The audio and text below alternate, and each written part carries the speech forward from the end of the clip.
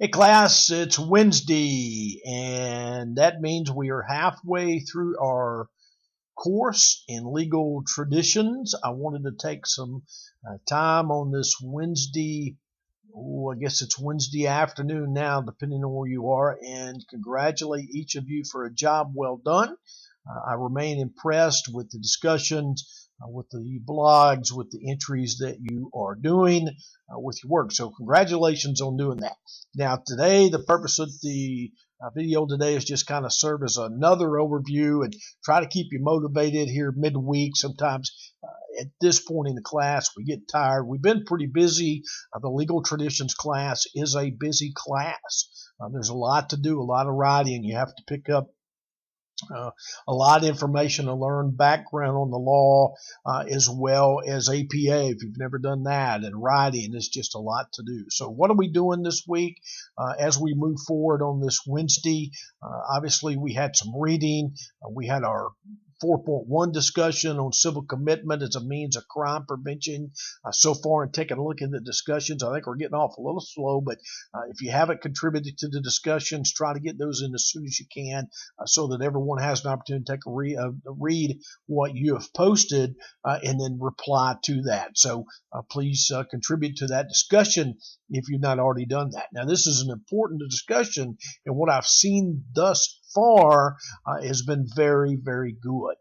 Is civil commitment something that we need to use? Civil commitment is a means of crime prevention. So should we use it to prevent crime? And so what does that mean?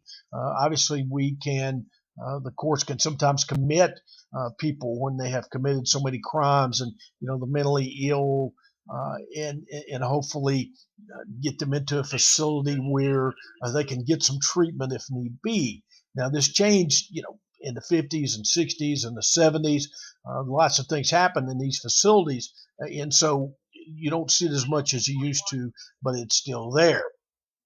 Now, what we've done for this discussion is I've assigned you to be either for or against civil commitment. So you have an opportunity to argue your assigned position or viewpoint in the discussion thread. So you have to argue for or against those different ethical tests and theories that you learned earlier in the class, and you get to either support or you can be opposed to civil commitment for crime prevention. So it should be a pretty good discussion. It's a lot to think about in this class if you're thinking about some of the theories and the philosophies and the ethical tests of things that we use. And as I've mentioned in the past, the whole purpose in doing this is so that in the real world, in your career, when those things present themselves, when those ethical dilemmas are presented, and they're going to happen, whether you work in law enforcement or any other discipline or career, you'll know what's right,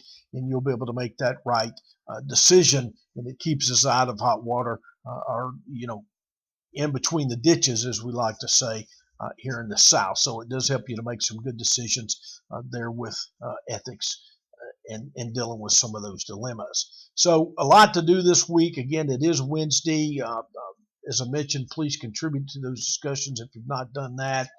As we move forward this week outside of our discussion, the thing that we also have to do this week is we have another blog. We'll talk a little bit in our blog here and about the insanity defense, how the insanity defense is used in the law. Okay, so what we're doing here is we're looking for an article that discusses insanity and how the insanity defense is being used in a criminal case. And we see this a lot with murder, and it's sometimes in lesser crimes such as burglary or car theft, etc. But we really see it in manslaughter cases and murder cases, where the defense presents that the suspect, the accused, is criminally insane. They have some sort of a mental deficit that prevents them from getting a fair trial. They can't understand what they were doing. They don't understand what they're doing in the trial process, and so therefore, what they will do is they will plead innocent due to insanity. Sometimes they'll plead guilty due to insanity. And so you get to take a look at those and kind of summarize, using that article, summarize a case and the outcome if it's been decided, and then you'll take a look at some ethical theories, and then you can argue, whether or not this was fair, whether or not the insanity defense should have been used, if this was an example where insanity was really applicable. So was it murder or burglary or trying to get out of a speeding ticket? And we see that. We probably know someone in our neighborhood that has used the insanity defense for something. Especially with those cases where we have someone that has murdered someone else or committed manslaughter. So you have an opportunity to take a look at that and look at that insanity defense and make a decision about whether or not you feel it's right or wrong. Now, again, what I tried to do is assign you a way to look at that. And so even if you're opposed to it or you support it, what I want you to do is go with the assignment that I gave you. So that's our blog. Make sure you take a look at that blog and contribute to that. And then again, the discussions.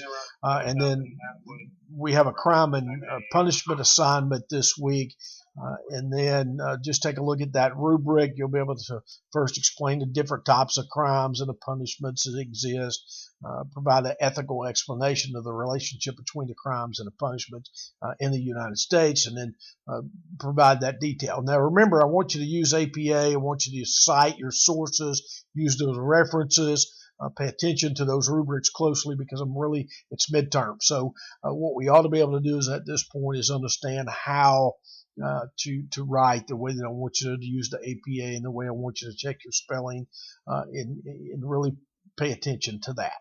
But everyone's doing great. If you have any questions, please let me know. Again, if you've not contributed to the discussions, if you don't have your blog in, if you haven't thought about your final presentation, your final project, please take time to do that this week so that you don't wait to the end. I want to commend each of you for a job well done. You're doing a great job with the discussions, doing a great job with everything that you have to do. It's a lot in this class, a lot to think about, a lot of philosophy, as I mentioned, some deep thoughts. So if you have any questions, you get in a jam and you need some help, please give me a shout and I'll do my best to help you. So thanks again for working so hard. Please get those discussions in, get those blog entries in, and let's work on that final project. Y'all guys have a great rest of the week. And again, send me an email, a text, or call me if you need me. Keep up the great work.